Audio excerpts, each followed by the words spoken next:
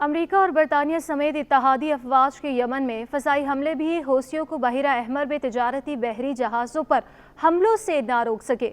ईरानी हिमायत याफ्ता यमनी हौसियों ने खलीज अदन में एक कमर्शियल बहरी जहाज़ पर मिसाइल हमले करके उसे तबाह कर दिया। हौसियों के हमले में जहाज़ पर सवार 2 सिविलियन मैरीन हलाक और 6 जख्मी हो गए।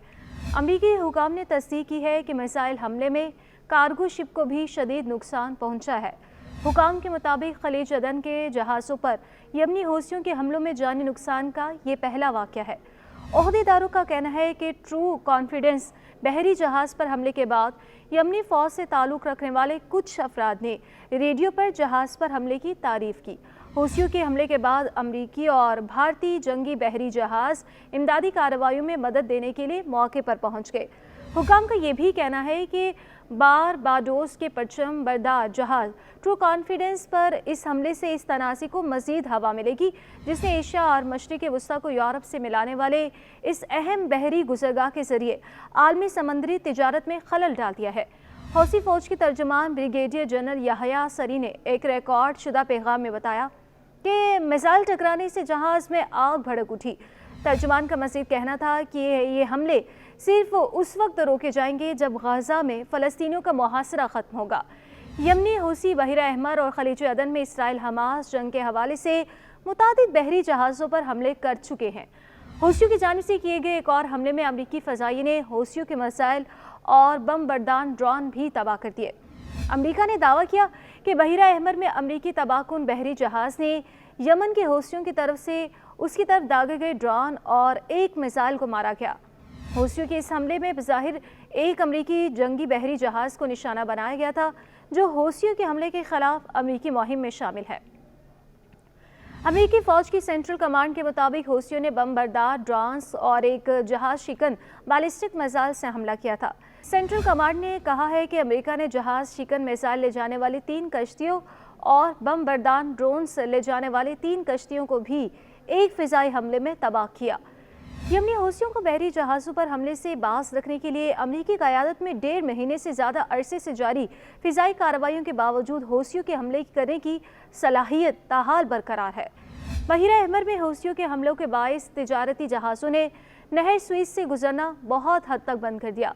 फरवरी 2024 तक इकट्ठे किए गए इदाद शुमार के मुताबिक बहिरा अहमर जो खाम माल की तरसील और गुज़श्ता साल तक बहरी तिजारत के 10% हिस्से के साथ बहरी तिजारत का अहम तरीन रूट था।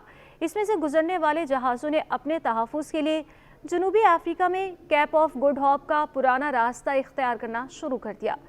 ये रास्ता नहर स्वीज़ के मुकाबले में 3500 समुद्री मील लंबा है और इसमें 10 से 14 दिन ज़्यादा लग रहे हैं। फासले में इस इजाफे के सबब नॉर्दर्न यूरोप में आने वाले कंटेनर्स के किराए में $5,500, मेडिट्रेनियन एरिया के लिए $7,000 और नॉर्थ अमेरिका और ईस्ट कोस्ट के लिए भी $7,000 तक का फ़ी कंटेनर इजाफा रिकॉर्ड किया गया।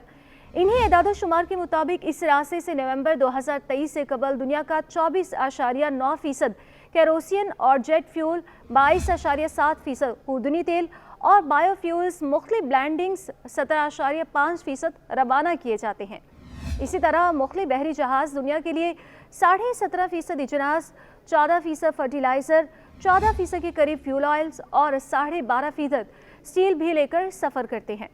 इसी तरह 10.5% से लेकर 5.5% तक दुनिया भर का गैस ऑयल और डीजल, LNG, केमिकल्स, गैसोलीन और नेफ्था, खाम तेल और ऑयल सीडर्स भी इसी रास्ते से ट्रांसपोर्ट किया जाता है। हौसियों के बहिरा अहमर में लगातार कार्रवाइयों के बाद सवाल पैदा होता है कि क्या हौसी बहिरा अहमर को बंद कर सकते हैं। माहिरीन के मुताबिक इस बात का इम्कान इंतहाई कम है। उनके मुताबिक इसकी वजह यह है कि हौसियों के पास बाकायदा बहरी फ़ौज नहीं है जो किसी बड़े बहरी रास्ते की नाकाबंदी की सलाहियत रखती हो। इसलिए हौसी सिर्फ मिसाइल, ड्रोन्स और हेलीकॉप्टरों के ज़रिए छापामार कार्रवाइयों के ज़रिए हिरासत करने पर ही इन्हिसार करेंगे। इस खित्ते में अमेरिका, फ्रांस और दीगर इत्तेहादियों के जंगी बहरी जहाज़ भी रास्ते खुले रखने के लिए गश्त करते रहते हैं। ताहम शिपिंग चैम्बर के अहदेदार स्टारपोर्ट के मुताबिक हौसियों के हमलों के बाइस शिपिंग इंडस्ट्री में बेचैनी पाई जाती है।